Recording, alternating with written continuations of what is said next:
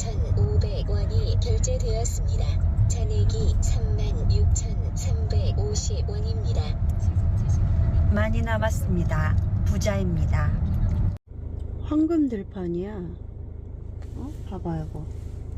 그치? 색깔이 조금 더 진하게 나오긴 하네, 실제보다. 바로 들어가네? 그러네.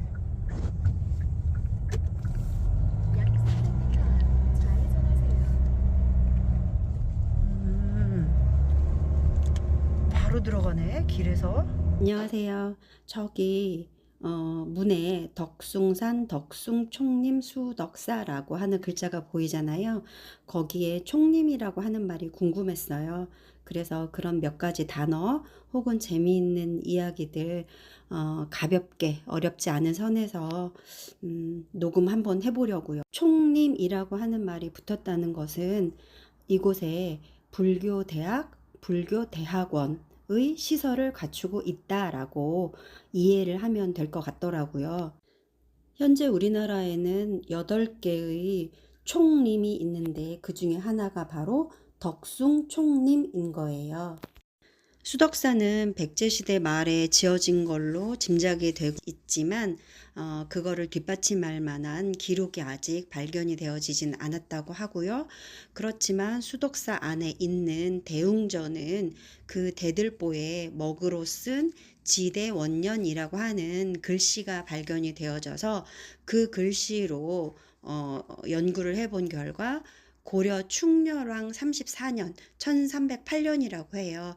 이때 수덕사의 대웅전은 지어졌다라고 하는 것은 밝혀졌다고 합니다. 화면에 나오고 있는 곳은 문을 들어서서 우측에 있는 부도전이거든요.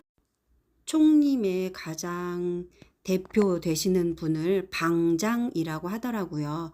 그 1대 방장, 2대 방장, 3대 방장을 지내셨던 분들의 부도탑이에요. 이번에 처음 알았는데요.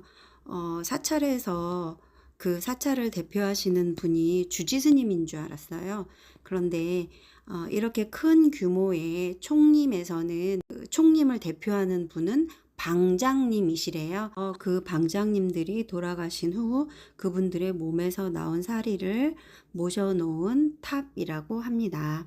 화면 속에 걸어가고 있는 곳은 3대 방장을 지내셨던 원담 스님의 말씀을 새겨놓은 탑이에요. 덕숭총림 제3대 방장 원담 대전사 탑. 그렇지. 조각상 재밌지 않나요? 키를 쓰고 있는 모습이잖아요.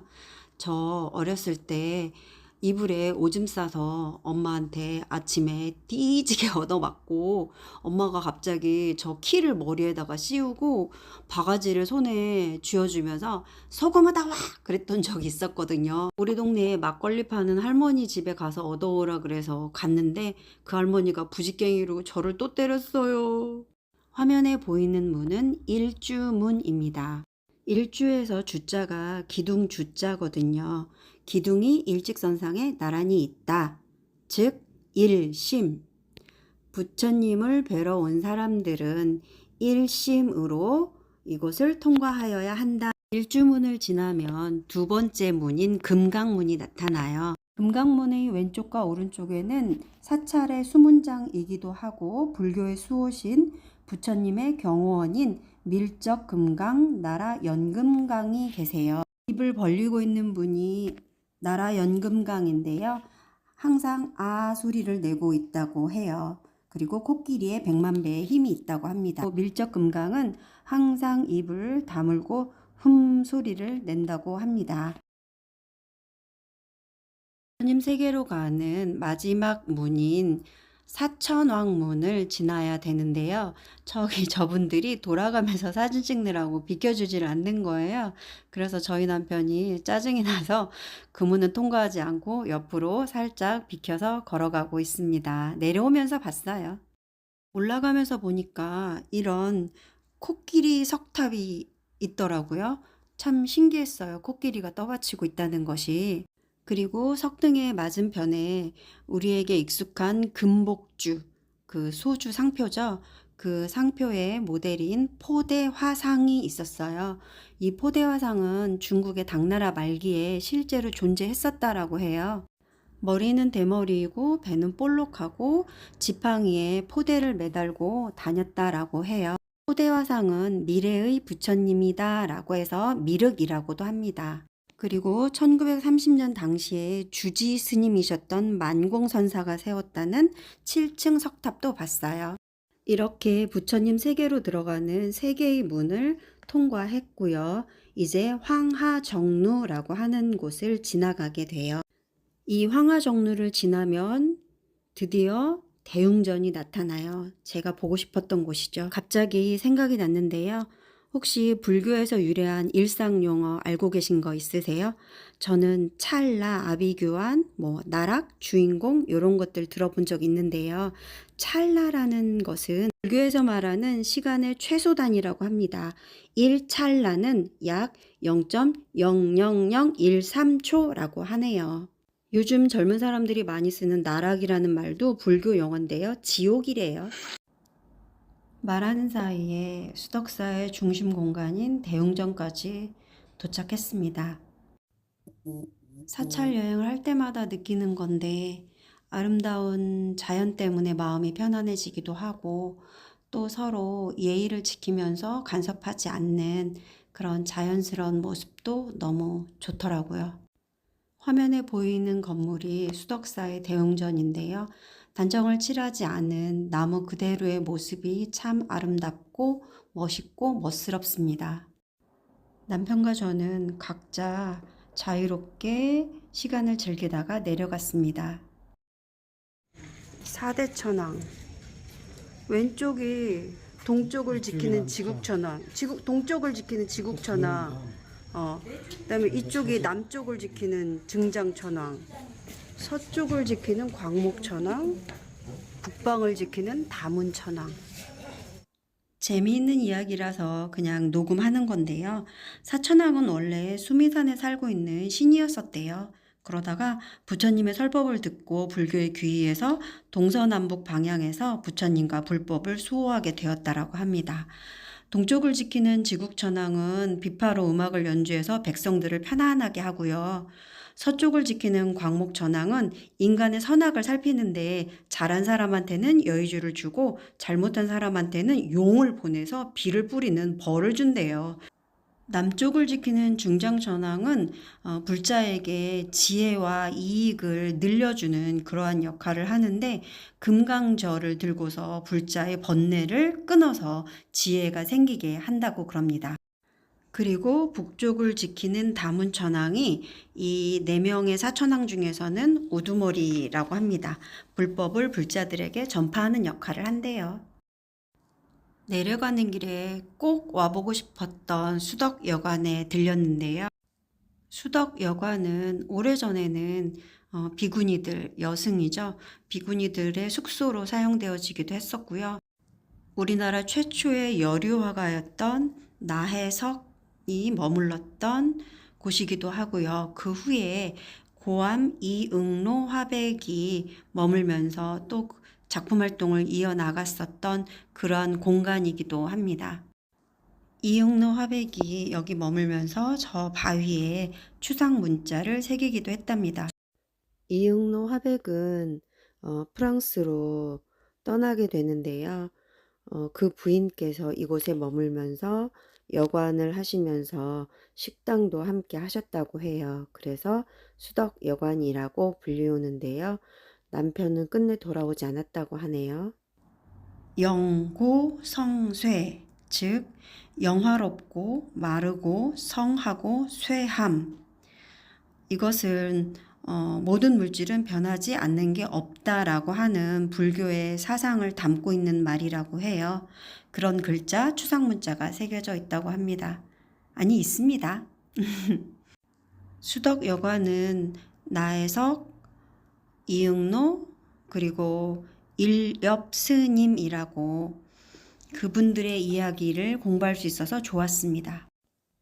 수덕여관 바로 옆에는 우리나라의 최초의 불교 미술관인 선미술관이 있습니다. 선미술관은 조금 전에 보았던 수덕사의 맛배 지붕을 형상화해서 이렇게 지었다라고 하고요. 고암 이응로 화백에 전시실도 마련되어져 있고 그 외에 다른 전시들이 바꾸어가면서 전시를 하고 있었습니다. 남편과 저는 수덕사에서 복잡함은 비우고 따뜻함은 채웠습니다. 이제 식사를 하러 가는데요. 저희는 사찰 근처에 있는 식당에서 식사를 하지 않고 한일 식당이라고 하는 국밥 전문점으로 향하고 있어요. 그런데 가는 곳마다 도로가 뻥뻥 뚫리고 하늘의 구름이 너무 예쁘고 맑아서 너무너무 기분이 좋은 거예요. 여기가 한일 식당입니다. 이렇게 국밥이 너무 맛있습니다. 밥 먹었으면 커피 한 잔 해야 되겠죠? 제가 미리 조사했던 곳은 정미소를 카페로 바꾸었다라고 하는 이리정미소라고 하는 곳이에요. 시골 동네에 있는 대형 카페인데요. 바로 저기 어르신들 쉼터 바로 옆에 있는 카페입니다. 보이죠? 카페라고 적혀 있네요. 평일이라서 그런지 사람은 많지 않아서 한산해서 너무 좋았고요. 저희는 2층에 자리를 잡았어요.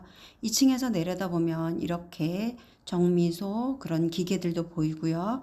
아래층에는 아이를 데리고 온 분들이 눕거나 앉을 수 있도록 넓은 소파가 준비되어져 있더라고요. 2층은 노키즈 존이에요. 남편이 크룽지와 초코빵, 아이스 아메리카노를 사와서 너무 시원하고 맛있게 잘 먹었습니다. 오늘 두 번째 지출이네요. 밥값 다음에 커피값. 편안하고 즐겁게 잘 쉬고 그 다음 목적지인 윤봉길 의사기념관으로 갑니다. 그런데 구름 보이시죠? 와, 정말 너무 예쁩니다. 이곳이 윤봉길 의사의 초상화를 모신 사당이에요. 목숨 바쳐 우리나라를 지켰던 이런 분들이 계셨기 때문에 지금의 우리가 있는 거겠죠. 그래서 경건한 마음으로 찾아뵙습니다. 충의사에 왔습니다.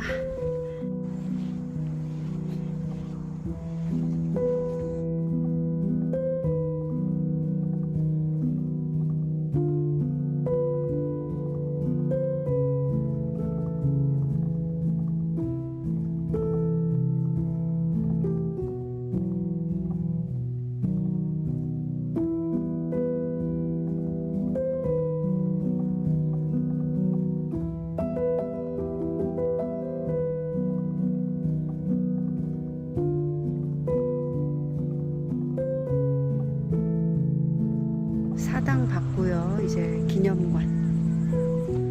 기념관이 임시 휴관이야. 12월 31일까지. 윤봉길 의사 유적지.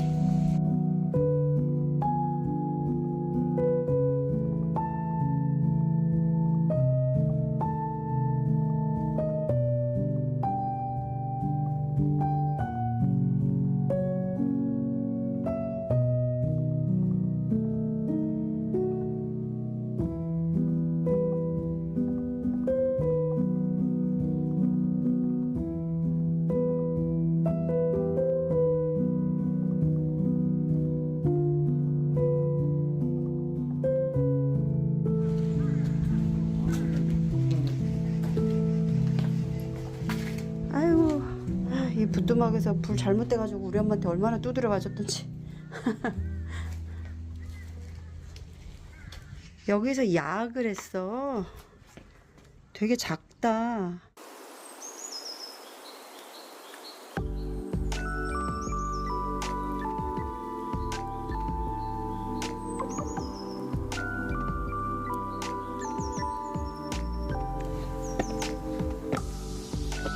뜨거워.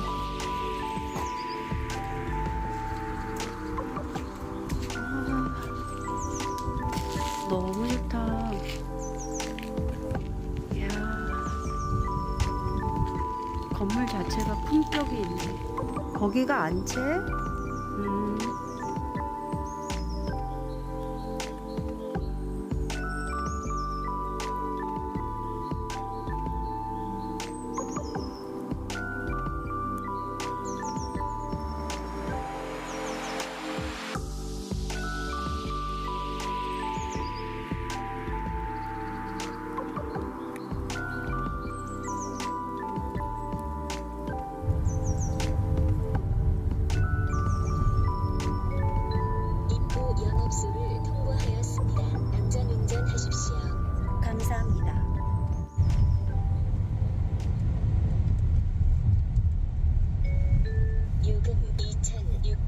입장권이 결제되었습니다. 안성맞춤 도시 안성.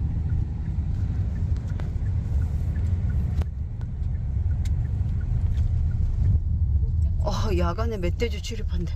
목적지가 왼쪽에 있습니다. 600m 떨어져 있습니다. 지도를 참조해서 주행하세요.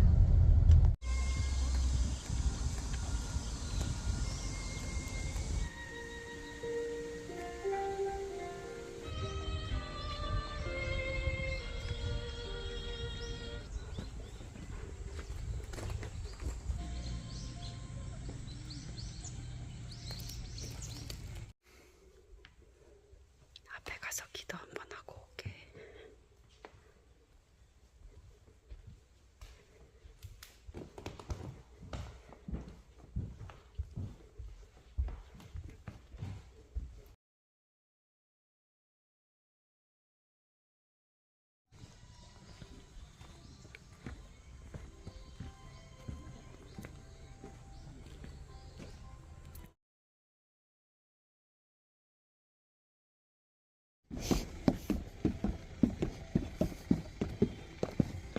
그래도 너무 좋다.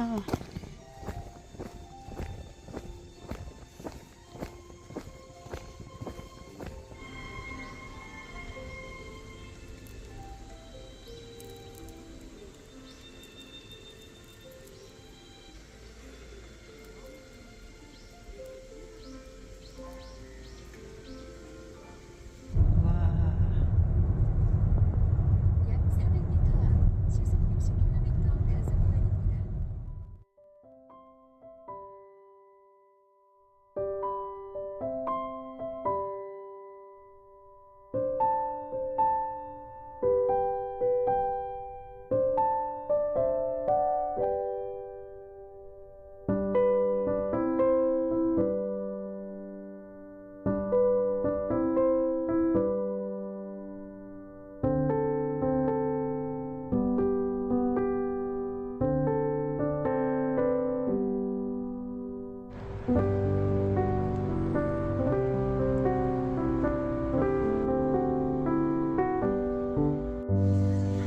병원에 왔습니다. 병원에 왔어요. 나도요.